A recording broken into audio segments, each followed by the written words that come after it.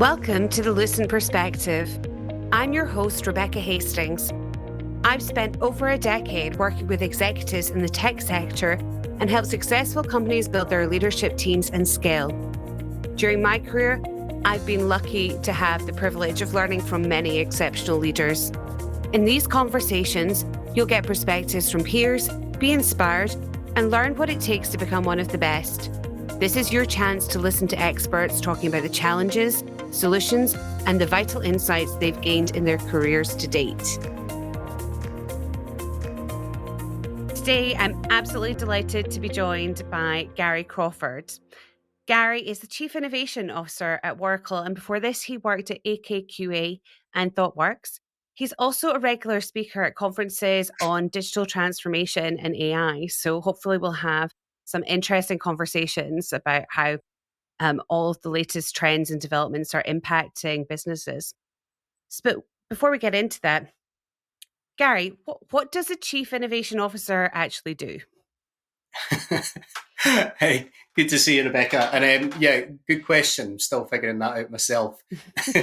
It's a really interesting one. For me, I think innovation is probably a fairly misunderstood concept.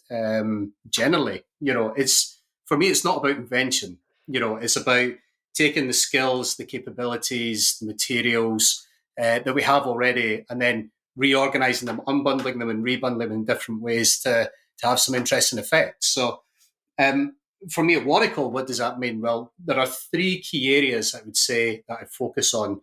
The first of those areas is very much an internal one for Waracle, which is how can we take all of the skills, the talents, the intellectual property within Waracle and start to rebundle that in different interesting ways to be able to do new and fun things for our clients.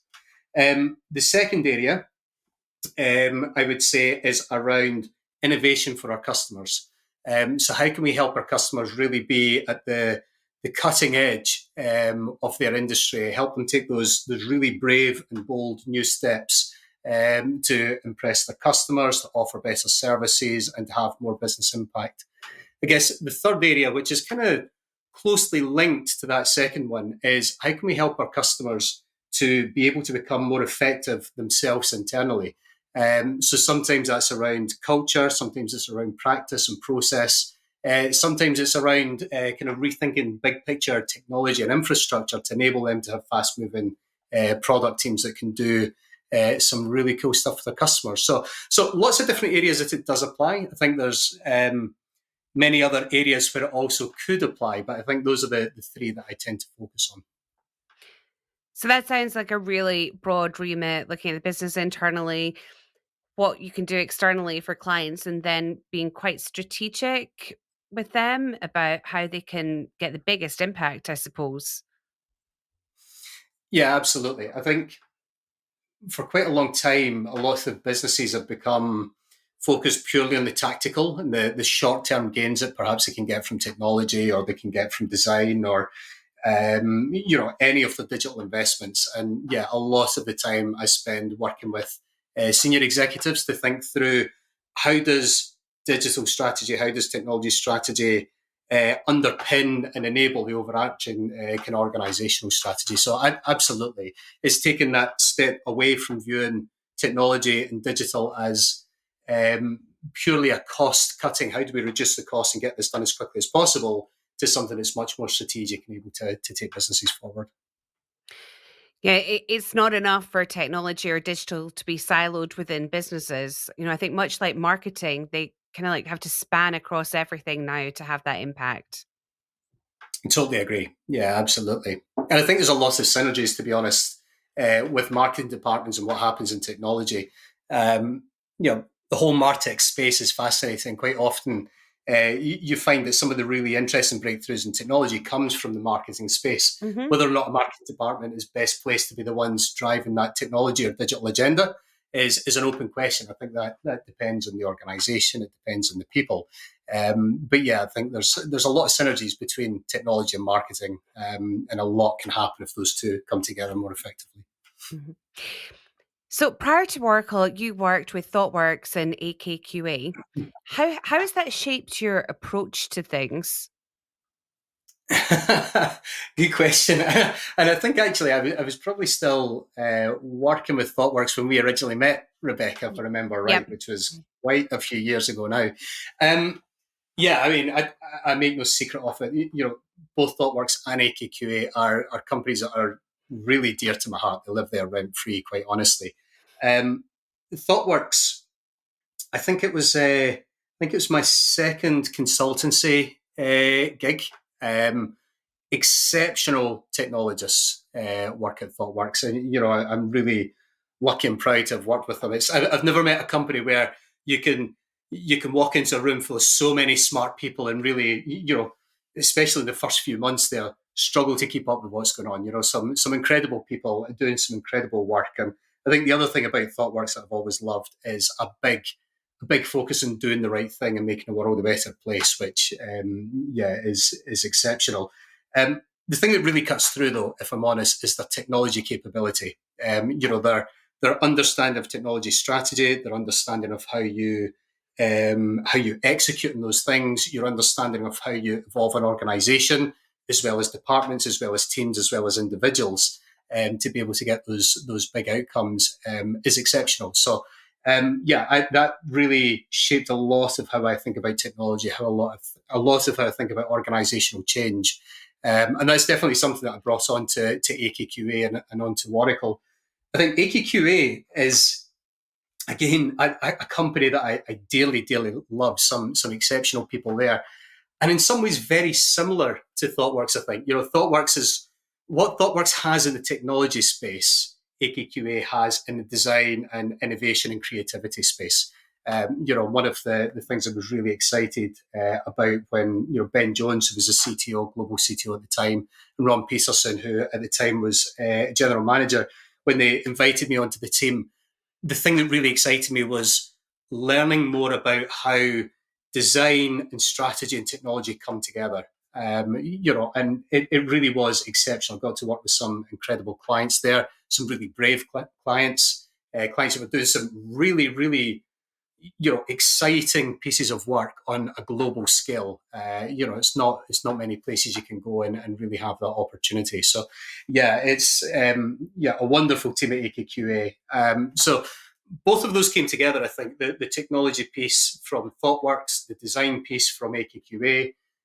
Prior to that, I'd also ran my own business, so some of the kind of business thinking and strategy from that side of things naturally factored into how I think about challenges as well. So, if I were to sum that all up, I would say that my kind of thinking around business and around digital technology in particular is about that coming together of design, technology, and strategy. It's where the three of those things come together in the middle, you know, with exceptional people all around it. That's where the magic really happens. You know, it's not about thinking about technology in isolation or design in isolation or the business in isolation. So, yeah, great companies. I've been exceptionally lucky. And recently, obviously, we've seen the value of having really good user design. I think one of the things that's happening right now with ChatGPT 4 is just it's so easy to use, which is why it's adopted left, right, and center. Yeah, yeah. Yeah, the last few months has been quite exceptional, and I think this is one of those real inflection points, one of those real moments in history. It reminds me in many ways about 2008. If you think back to 2008, you know, smartphones really were a new thing at the time, Yeah. and kind of similar to now. You know, there were economic challenges, to say the least, in 2008. Hopefully, we don't get to that same extent of economic challenges. But one of the things that happens, obviously, when you get that kind of economic downturn, is you have a flood of exceptionally talented people coming onto the market. You know, usually full of ideas, full of inspiration, really keen to make a difference. You know, in 2008, that happened right at the point of smartphones becoming a thing. So you started to get things like Airbnb and Uber and Deliveroo and TaskRabbit and all these incredible things starting to crop up. I feel that, you know, that was an inflection point. You know, everyone these days has got a mobile phone in their pocket, you know, and it really has changed how we communicate, how we talk with one another. It makes us much more brave. You know, never before the era of smartphones would I have left the house going to speak at a conference in some other country not even looked to see where I'm going or how I'm getting there. There's so much that you can do with those micro moments in the phone in your hand. Yeah, no Um, need to print maps off anymore before leaving the house. Exactly that. It makes us brave. It gives us these micro moments, and the technology it's had an exceptional impact. And I can't help but feel we're at a very similar point right now with AI. There's been a lot of hype for many years. It's not lived up to expectations for a long, long time. But like many of these kind of challenges, like Fermi with the nuclear side of things, or the Wright brothers with flight, you can think you're so far, and then all of a sudden something changes. So again, at the moment, we've got this kind of economic dampening. There's a lot of volatility in the market. We've got some exceptionally talented people from companies like Meta, Twitter, and so on that are coming onto the market with incredible skills around design, around technology, and you've got generative AI for the first time, really truly allowing us to do things like hyper personalization, or to really massively increase the scale and the reach of the types of things that we want to do. So that's exciting from an innovation perspective, but then also from the internal perspective, I think it's really interesting because we've seen digitization for many, many years. You look at the music industry, they digitized vinyl and it became ones and zeros. So you've got this zero cost of duplicating that piece of music. And we've seen it in so many different areas like hotels, taxis, and all these kinds of things. And to some extent, I think the breakthroughs that we're seeing in AI and generative AI in particular just now is starting to be the digitization of some of the behaviors around thinking. Now, that doesn't mean that we're all going to have to update our CVs and everything's going to be done by robots or be done by AI. But I think what it does mean is probably for the first time in history, we genuinely have an exoskeleton for our minds. It can help us be more creative. It can help us accelerate some of the things that we do. But that's a massive human change. Yeah, Yeah.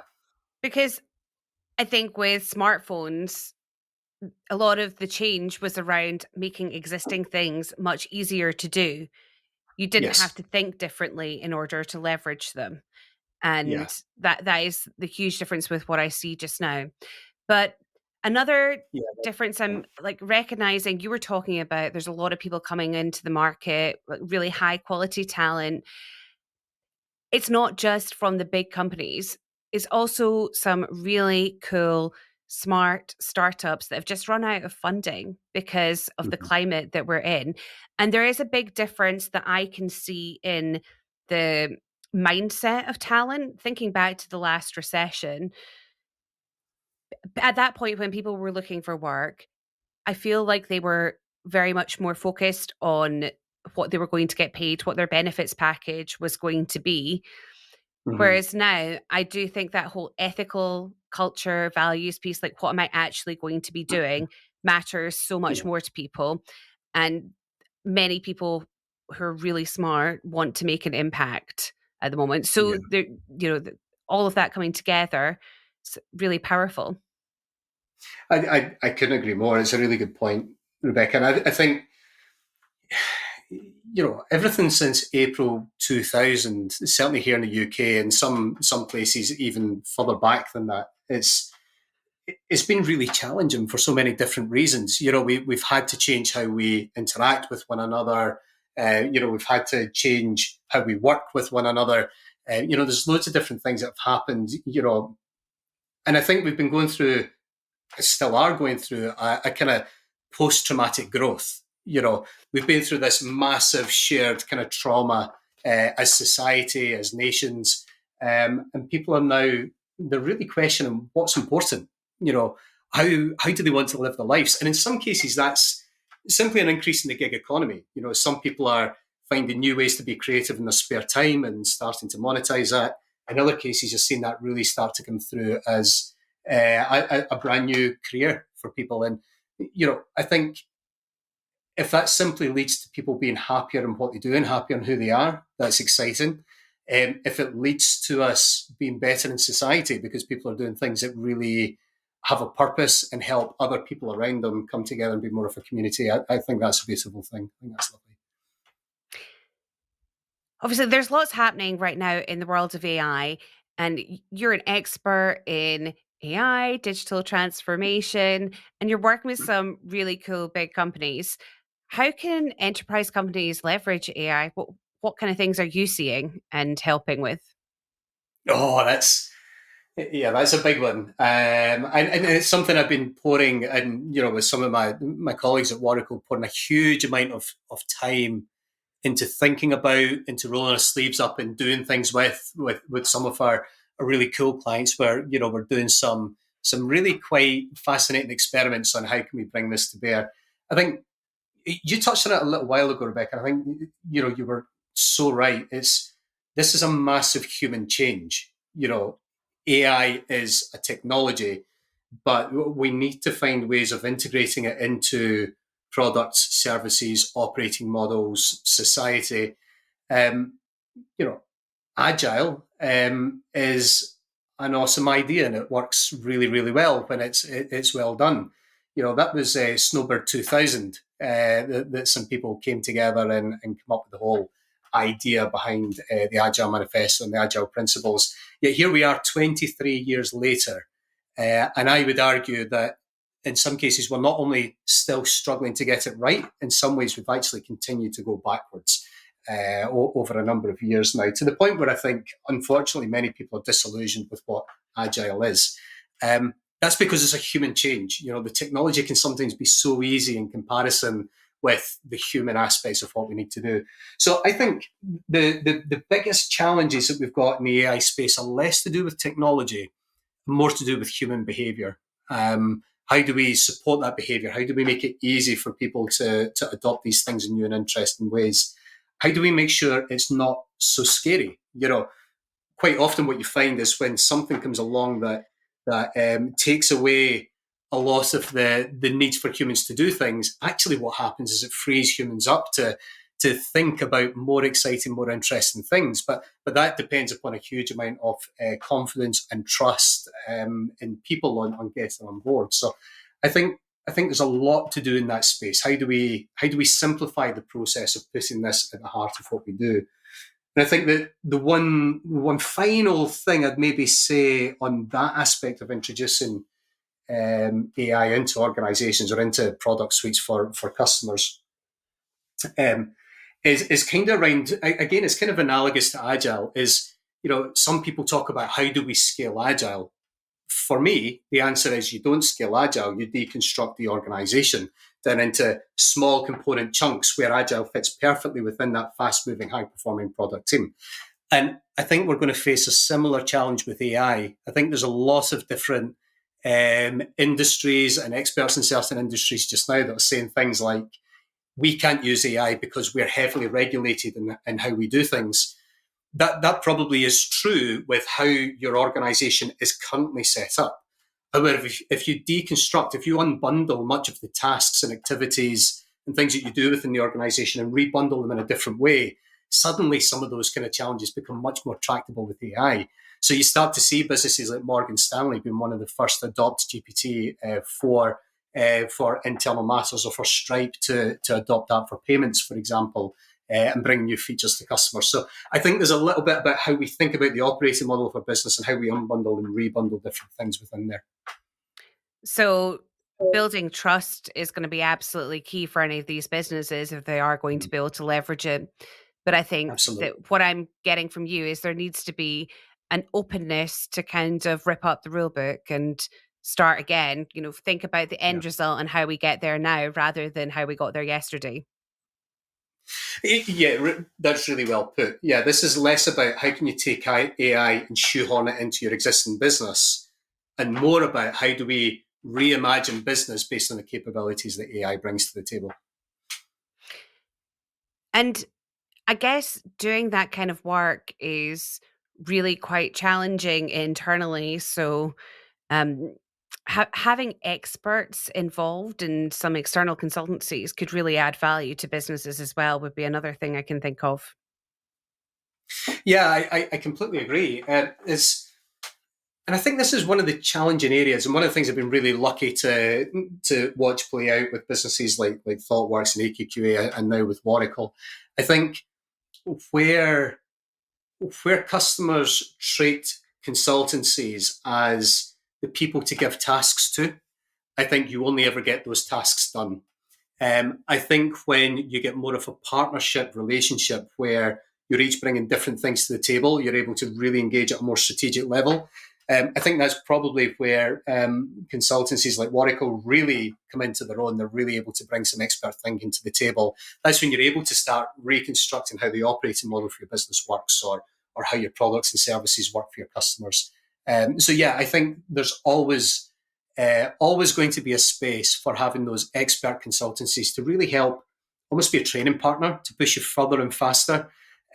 Whilst at the same time, on the other side of things, probably as technologies like GPT-4 come into play, you'll start to see more enablement around organizations and probably more internalization of some of the more tactical steps. That's really interesting. Beyond GPT-4, what other things do you think we should have on our radar for AI in the workplace? Yeah, I think I'm going to get a little bit geeky for a second here. There's a chap called Simon Wardley, and if any of your viewers haven't heard of Simon, look up Wardley mapping. It's a really, really valuable tool. I think at a very high level, what Simon's done is he's taken the value chain all the way from the customer right down to things like compute or electricity at a very low level, and then he's exploded it out on the horizontal across the different levels of maturity of those things. So on one end you've got emergent things, brand new innovations in the market. Away across at the other side, you've got kind of commoditized things like supply of power and all these sorts of things. It's a really, really impressive way of helping you strategize around what are some of the different shifts and what are the different things that are playing out in the market. And one of the things that I'm sure I remember him talking about in one of his conference talks is there's some really interesting behavior that happens when a technology shifts across into that commoditized space. You suddenly get a higher order explosion of different products and services that are built on top of it, because the economics as you shift into that commoditized space, you start to change quite significantly. And I think this is one of the things that we're going to see happening now. I think it's an exceptional growth. You look at ChatGPT, to reach 100 million users in a very small number of weeks is exceptional. It's unheard of.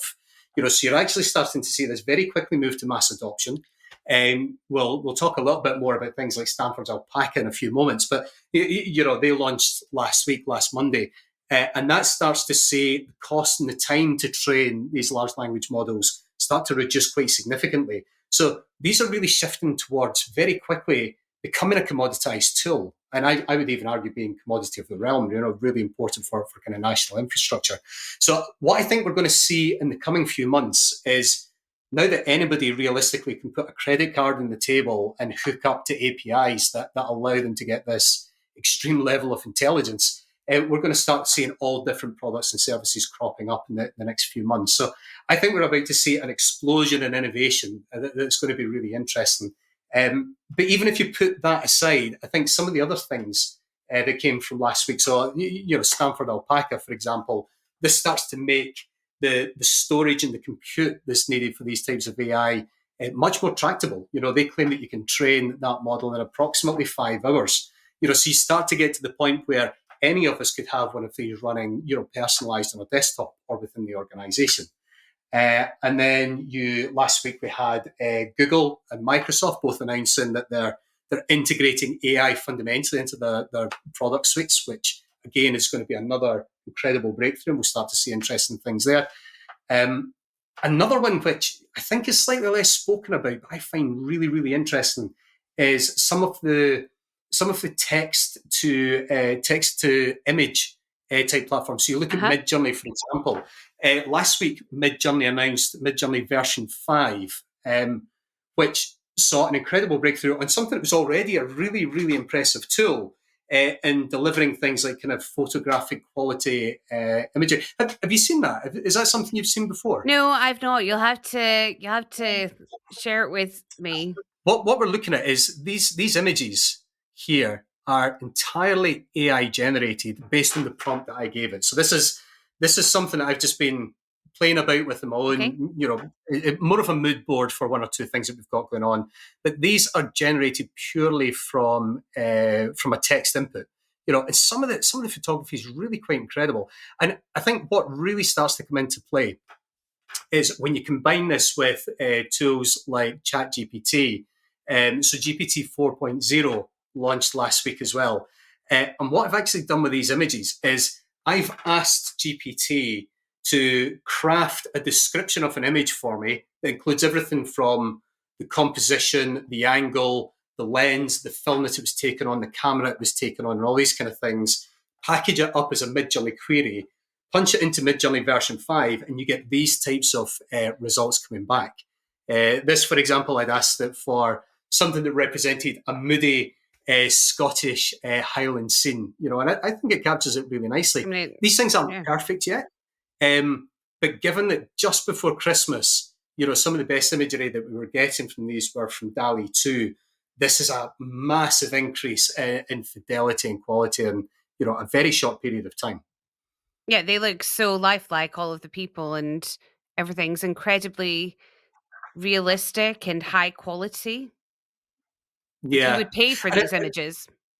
yeah, you definitely would. And I think, the other thing that starts to become quite interesting with this as well is, as was shown in the GPT 4.0 announcement, you can actually now sketch out what you would want a UI to look like, hand it over to GPT, because it's now multimodal as of the recent update, and it will give you back actually a coded version of the website that represents that UI that you've given. So these things are becoming unbelievably intelligent, for want of a better word. It's not general intelligence. And the key thing that I would call out here, I actually gave a talk to one of our financial services clients on this fairly recently. Just, I was high-fiving myself because it was just before GPT 3.5 was announced.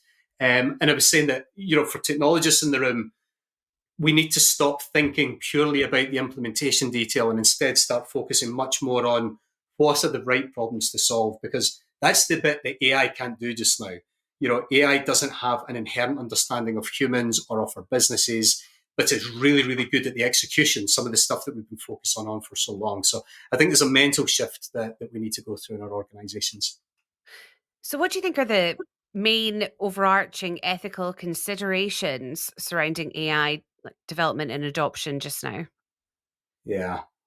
Because it is This is huge. Yeah, this really is huge, and it's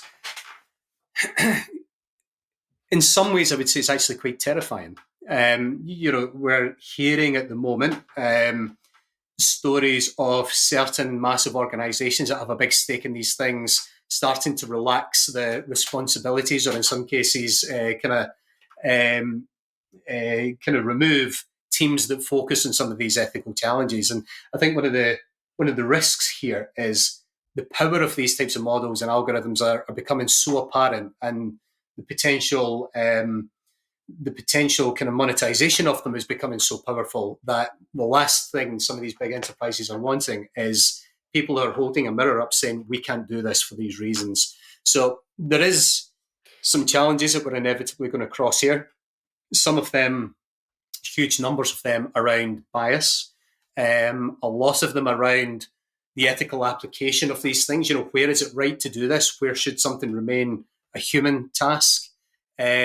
Also, something that is an ethical challenge, but also just deeply uncomfortable, is the idea that decisions around your life, in many cases, could be taken by something that isn't sentient, somebody that doesn't understand humans. That's kind of scary. And I'm not an expert in any of these spaces. It's something I read a lot on about and I think a lot about, but I wouldn't want to proclaim to be an expert. But there's a lot of big challenges that we're going to have to address in the I- not even distant future now, really. Immediate future. I Yeah, think we have to look absolutely. at this very quickly because you see the power of what you can achieve and execute on, Hmm. and it's almost instant. So it Yeah. means that change can happen even faster than it has to date. So Yeah. you can quickly go quite far in one direction without even realizing it, I think. And I, like you, I'm not an expert or a philosopher or ethicist, but I have been thinking about this from a people perspective. And the one thing that I think businesses can do immediately that is relatively quick and simple is to revisit their values, make sure that that actually represents what their company behavior looks like, and make sure that people understand this is how we make decisions around here. And Yeah. like that is going to be a positive thing, because we've all, well, not all, but like many people have worked places where values are very much like 5 words come up by marketing on a on a Friday before launching a campaign or a website. That we Yeah. can't have that now. They need to be authentic, and people need to understand them. And then the other thing that I think we can start to do as companies is, I don't know, have you heard of quiet hiring? I mean, it was something, but now it's been rebranded by consultants this year as Okay. internal Tell me more. mobility, basically. But it's looking at how you can redeploy people internally and leverage See. the talent that you already have rather than going out to the market. Yeah. There's definitely a way that you could combine those two things together to Hmm. start to leverage AI a little bit more, but have the right kind of ethical direction that you're moving in. Absolutely. And there's a couple of things that really spring to mind, with the points you're making there, Rebecca. So on one level, I could imagine a world where, a trained large language model that is trained on all of the details of your organization, how you operate, why you operate, the history of your clients, the areas you want to play in, all of these types of things. The types of things that in many ways, if you think of culture more broadly as the things that you do, the people you promote, the people you hire, rather than those 5 words, as you say, that's on a brand campaign, then you can start to encapsulate these types of things within a large language model. So suddenly it would be very, very straightforward to have a single text box access onto all of the knowledge, all of the intelligence, all of the intellectual property of that organization. So for anybody that's perhaps new to the business, it's easy to access all of these things in a relatively consistent, simple way. But then you start to think about rebranding or entering new markets or introducing new services and so on. That becomes simply a case of training a little bit more information into the large language model. And all of a sudden, you've got this really consistent, simple, very well articulated way of conveying that information across the organization.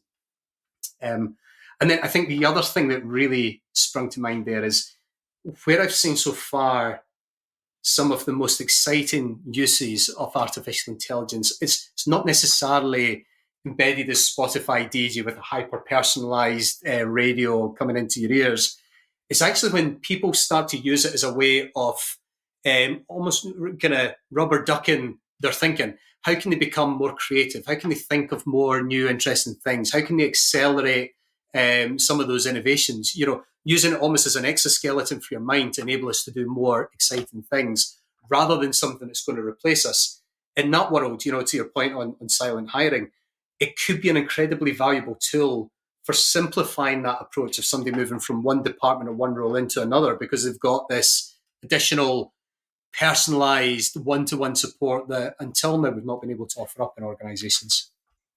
And I think that we're suddenly going to see different competencies on job descriptions for people we're bringing into our organization because of this. Flexibility is going to take on a new meaning if it means you're actually going to have a completely different role or a different company internally. But we're going to start focusing less on, say for developers on a technical interview, much more on contextualizing information, critical thinking, communication, and ethical standards that people have. You just make me think, this would be a really nice way, for employees, brand new employees, before they join, perhaps they're going through the interview process and they want to truly know what it's like to work at your organization. Perhaps they say, can I interrogate your large language model? Give me half an hour of questioning your large language model, because then I'll really know what your organization's like. Maybe there's a future like that. I don't know. Um, yeah, well, you look at things like Glassdoor is a big employee or employee review website, and you, some of it's great. There's lots of information out there for job seekers, but you do have to take it with a pinch of salt.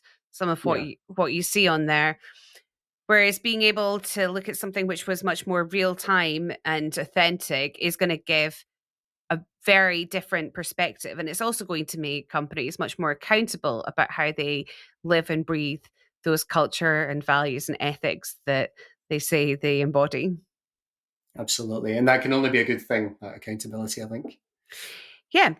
So, like, what kind of steps do you think businesses should be taking right now to stay ahead of the curve? Um, okay, so I think one of the things that any organization can benefit from is thinking more around experimentation. Organizations, markets, employees, customers, they're very, very complex systems. Hmm. You don't truly know how people are going to react to something until you put it out there. So I think any organization that wants to stay ahead of the curve, embrace new things, come up with things that work for your customers, for your employees, for your organization, run experiments, try something out, really time box what you're doing, give a constrained budget and, a clear outcome and say, let's have a go, see what we can figure out this week and figure out next week. It's not really until you start to do these things. It's not until you try to build some software with some AI at the heart of it, or try to go through a creative process that's enabled by AI, or it's not until you try these things out and see how the system reacts that you really know whether or not it's going to be valuable for your organization. So I guess along with that, some things to think about is have a hypothesis. This is what we think we're going to see. This is what we're going to try out. Know clearly how you're going to measure that thing. Know that you're not, kind of betting the house. What is an acceptable amount of investment in that type of experiment you want to run? But probably most importantly, start to make it a natural part of your organization, something that you just simply always do. Because things are changing so much. It's experimentations that's going to keep you at the forefront of that. And other than AI, what other technological developments on the horizon do you think are Mm. set to change things, especially when combined with AI, where you just see the Yeah. real power? Yeah, so some of the big things just now that I think are really interesting. Firstly, we've had a big bottleneck in terms of broadband infrastructure. Things like full fiber starting to get a much wider reach. Things like 5G, which unfortunately sometimes is quite underperformant, but when it works well. So if we can proliferate that across different areas of society, then I think that starts to remove a lot of the barriers to some of the big breakthroughs that we really want to see. So things, for example, like gaming. Gaming is an incredible platform for reaching some of the younger generations who, quite frankly, treat Fortnite like we would treat Netflix, like our parents would treat terrestrial television. So if we want to, reach those groups, if we want to engage them in retail, in healthcare, in finance, perhaps gaming platforms with literally millions of people turning up to game-based concerts with Marshmello and people like that, that might be the place to reach them. I think that also extends into platforms like virtual reality.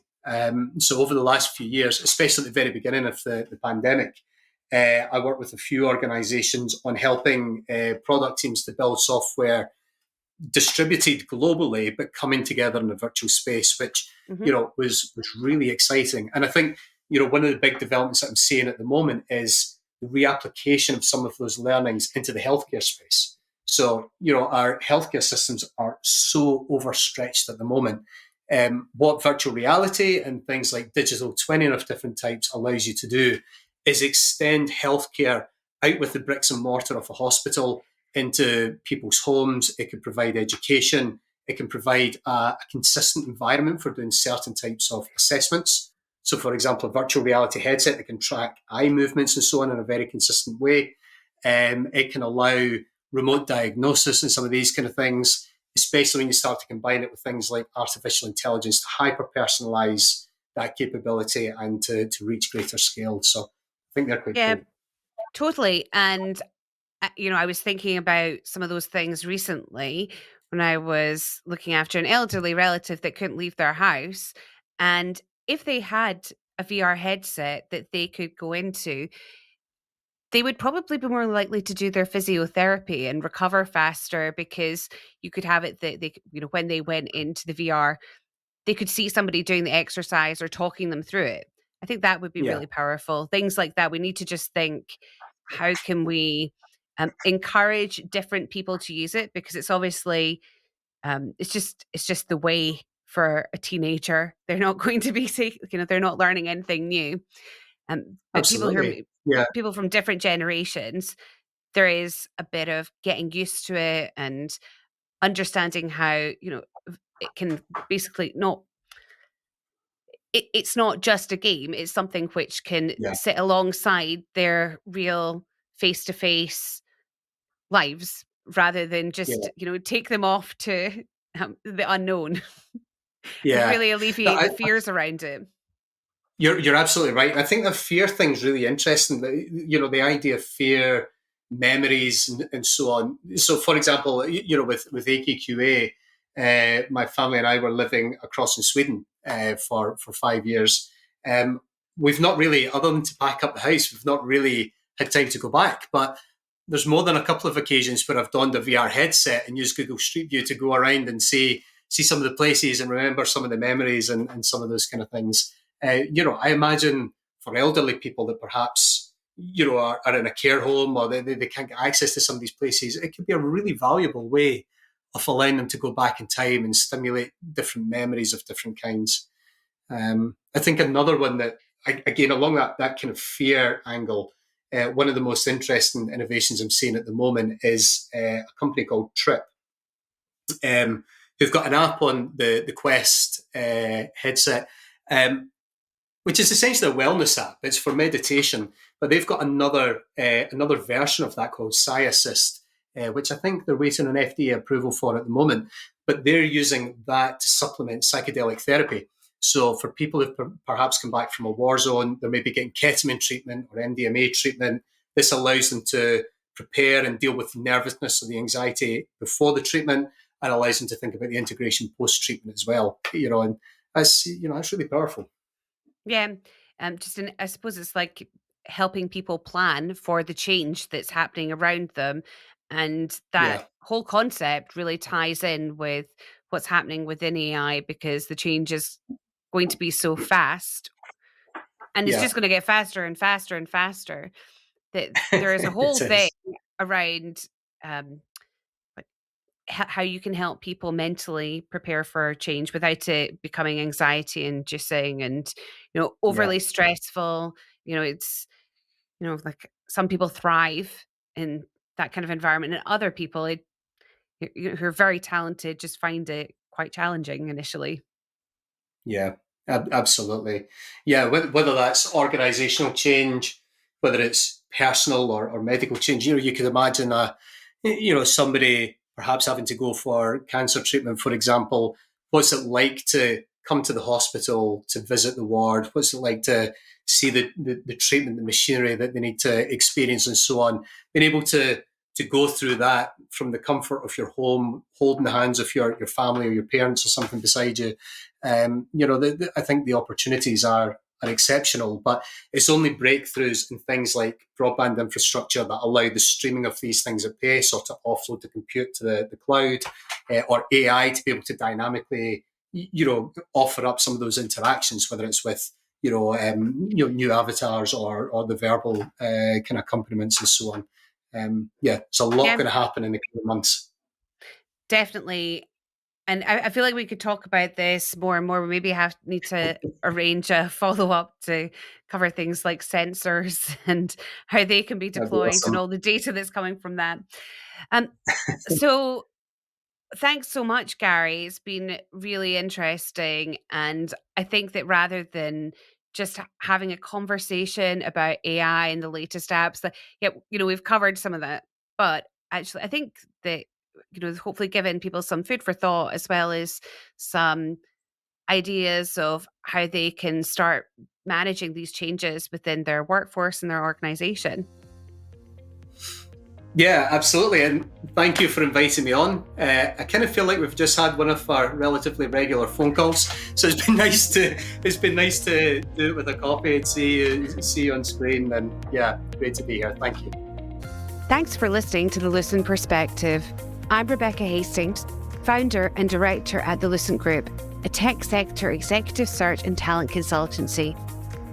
If you enjoyed this episode, please subscribe, share it with others, post about it on social media, or leave a rating and review. If you're a company looking to hire top technology leaders, or you'd like to discuss your next move, please reach out to me on LinkedIn or send me an email to rebecca@thelucentgroup.co.uk. Thanks again for listening today.